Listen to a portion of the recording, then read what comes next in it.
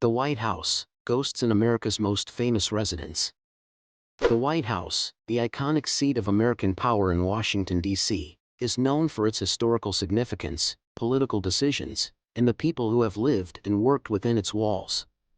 But beneath its regal exterior and polished corridors lies a lesser-known side of the presidential mansion, a reputation for being one of the most haunted places in the United States. Over the centuries, many presidents, first ladies, staff members, and visitors have reported encounters with the supernatural, the most famous of which is the ghost of Abraham Lincoln, who is said to linger in the place where he once walked during one of the most turbulent periods in American history. From shadowy figures to mysterious sounds and inexplicable sensations, the White House has a long history of ghostly encounters that continue to intrigue and unsettle those who dwell within. The White House, completed in 1800, has been the residence of every U.S. president since John Adams, and with over 2 centuries of history, it has seen its share of triumphs and tragedies. Wars, assassinations, national crises, and personal losses have all left their mark on the building. It's no wonder, then, that the spirits of those who once lived there, or were connected to the events that shaped the nation, are believed to still roam its corridors. The most famous ghost said to haunt the White House is that of Abraham Lincoln, the 16th President of the United States, who led the country through the Civil War before his assassination in 1865. Lincoln's presence has been reported by numerous individuals over the years, from heads of state to White House staff. His spirit is most commonly associated with the Lincoln bedroom, which was not his actual bedroom during his presidency but served as his personal office and cabinet room. Lincoln spent countless hours there, deliberating over decisions that would shape the future of the nation. It is said that the weight of these monumental decisions, coupled with the personal grief he endured during his presidency, especially the death of his son Willie, has anchored Lincoln's spirit to the White House. One of the earliest reports of Lincoln's ghost came from Grace Coolidge, the wife of President Calvin Coolidge, who claimed to have seen Lincoln standing at a window in the Oval Office, gazing out over the Potomac River as if deep in thought. The spectral figure appeared to be lost in contemplation, perhaps reflecting on the trials he faced during the Civil War. Coolidge's sighting marked the beginning of numerous reports of Lincoln's ghost over the years, and many subsequent presidents and first ladies would claim to have felt his presence. Eleanor Roosevelt, the wife of President Franklin D. Roosevelt, also believed that Lincoln's ghost haunted the White House. Though she never saw him herself, she often spoke of feeling Lincoln's presence in the Lincoln bedroom and throughout the residence. Eleanor used the room as her study, and she frequently mentioned that she felt a powerful, watchful energy while she worked there late into the night. Several members of Roosevelt's staff reported seeing Lincoln as well, describing a tall figure with a distinctive silhouette, dressed in black, who would appear and disappear without warning. One of the most famous encounters with Lincoln's ghost occurred during the administration of Winston Churchill, the British Prime Minister during World War II. Churchill was staying at the White House as a guest of President Franklin Roosevelt and had retired to his room after a long day. After taking a bath, Churchill stepped out of the tub, cigar in hand, and walked naked into his room. To his shock, he saw the figure of Abraham Lincoln standing by the fireplace, calmly looking at him. Churchill, never one to lose his composure, reportedly remarked, "Good evening, Mr. President. You seem to have me at a disadvantage." With that, the ghost of Lincoln smiled and faded away, leaving Churchill both amused and unnerved by the encounter. Lincoln's ghost has also been seen by other notable figures, including Queen Wilhelmina of the Netherlands, who was staying at the White House during a visit in the 1940s.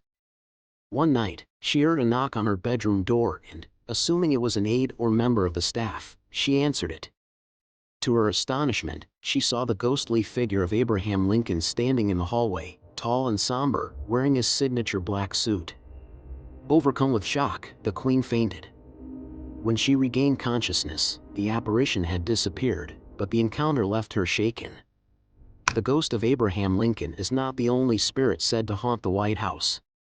President Andrew Jackson, the fiery 7th President of the United States, is also believed to linger in the mansion. Jackson's presence is most often associated with the Rose Room, which was his bedroom during his time in office. Numerous staff members and visitors have reported hearing the sound of Jackson's deep, guttural laughter echoing through the halls, especially near the Rose Room. Some have even claimed to feel a sudden gust of cold air or the sensation of being watched as they pass by the room, as though Jackson's spirit is still keeping an eye on his former domain. The White House is also home to the spirit of Abigail Adams, the wife of the second U.S. President, John Adams. Abigail is said to haunt the East Room, where she used to hang laundry to dry in the early 1800s. Sightings of her ghost often describe her dressed in a lace shawl and cap, with her arms outstretched as if carrying laundry. A faint scent of soap or damp linens is sometimes reported in conjunction with her appearances. In one particularly eerie account, members of the White House staff saw a ghostly figure of a woman, believed to be Abigail Adams, floating through the East Room and up the stairs, seemingly performing her daily chores long after her death. One of the more tragic spirits said to haunt the White House is that of Willie Lincoln, Abraham Lincoln's beloved son, who died of typhoid fever in 1862 at the age of 11. Willie's death devastated the Lincoln family, particularly Mary Todd Lincoln, who was so grief-stricken that she held seances in the White House in an attempt to communicate with her son's spirit.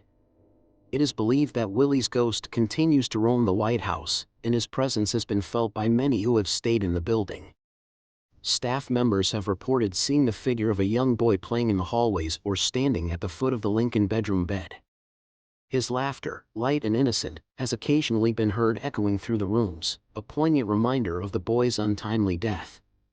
Another First Lady, Mary Todd Lincoln, was also deeply affected by the White House's ghostly atmosphere.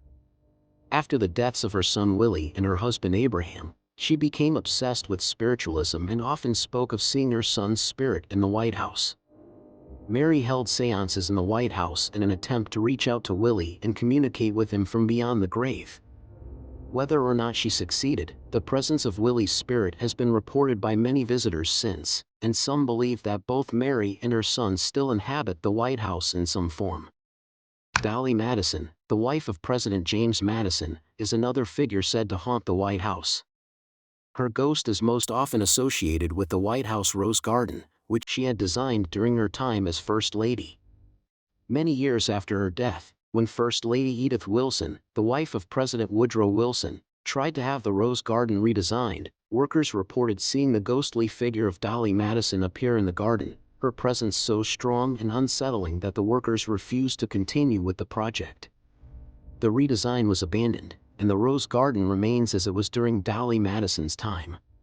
Beyond these famous figures, the White House is believed to be haunted by numerous other spirits, including unidentified soldiers, former staff members, and even construction workers who helped build the mansion. Throughout its long history, strange occurrences have been reported all over the building. Lights flicker without explanation, doors open and close on their own, and disembodied voices have been heard in empty rooms.